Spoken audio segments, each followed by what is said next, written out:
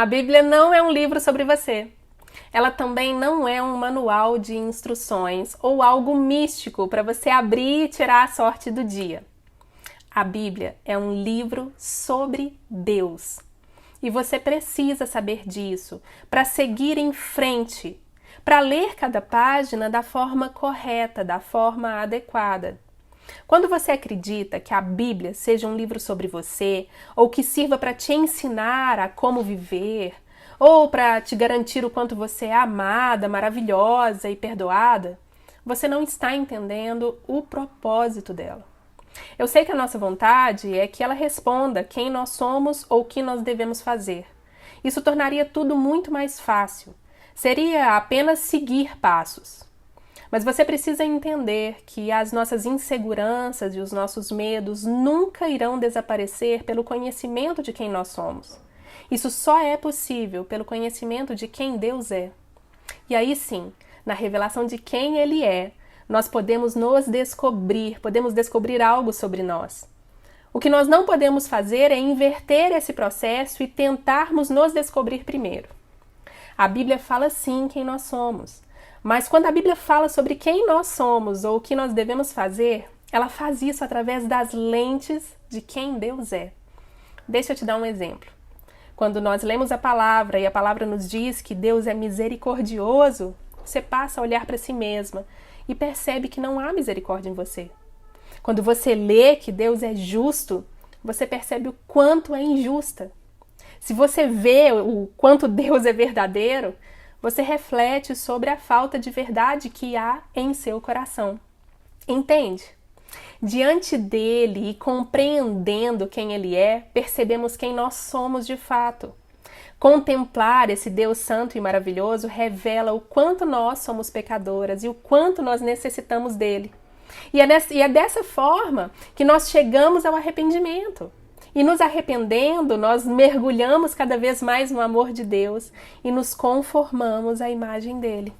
Então é super necessário ler a Escritura Sagrada buscando conhecer esse Deus maravilhoso. Se buscarmos meramente pela nossa identidade, sem primeiro buscar a identidade de Deus, estaremos lendo a Bíblia de uma forma muito rasa. Um bom estudo da Escritura transforma os nossos corações quando nós colocamos Deus no centro da história. A Bíblia nos fala acerca do reino e do governo de Deus. Essa é a história principal da Bíblia e o propósito pelo qual ela foi escrita. Através das histórias menores contadas ao longo dos 66 livros que a compõem, nós temos uma grande história, uma grande narrativa sendo contada. Por isso é importante nós termos clareza a respeito disso. Caso contrário, nós teremos dificuldade em encontrar continuidade entre o Deus do Antigo Testamento e o Deus do Novo Testamento. Além disso, o nosso aprendizado vai ficar prejudicado, porque a gente não vai conseguir conectar as doutrinas, não vai conseguir compreender as doutrinas. Doutrinas são os ensinos contidos na Palavra de Deus. E faz toda a diferença parar de enxergarmos a Bíblia como um manual. Como se o Evangelho se tratasse de boas instruções, de boas ideias ou de boas técnicas. O Evangelho são as boas novas, não as boas instruções. Ele anuncia o novo de Deus em nossas vidas, o que ele tem realizado ao longo da história por nós e pela nossa salvação. Deus não apenas nos promete e realiza um futuro particular, como também nos explica as implicações disso. As doutrinas são os ensinos, nada mais do que isso. Quando lemos os evangelhos, por exemplo, nós vemos uma narrativa que nos mostra não apenas Jesus sendo crucificado e ressuscitado, mas nos mostra que ele foi entregue por nossas transgressões e que ele ressuscitou por causa da nossa justificação. Então, Deus se comunica a nós nesse diálogo, nos dizendo que está pronto para fazer, ele faz e ele nos diz que ele fez. Os ensinos da palavra de Deus, eles não apontam apenas para o passado, mas para o agora e para o futuro. E à medida que nós conhecemos a história da Bíblia, nós passamos a fazer parte dela como personagens desse enredo em andamento. E nesse processo de aprendizagem, nós somos chamados de discípulos, que significa estudante, aprendiz. Se você pensar, por exemplo, na sua vida escolar, você não começou lá de pequenininho a elaborar textos dissertativos grandes e complexos. Você aprendeu o beabá e foi caminhando devagar, assimilando, repetindo, gravando palavras, frases e até ser capaz de escrever um texto mais elaborado. No nosso crescimento e discipulado cristãos, também passamos por isso.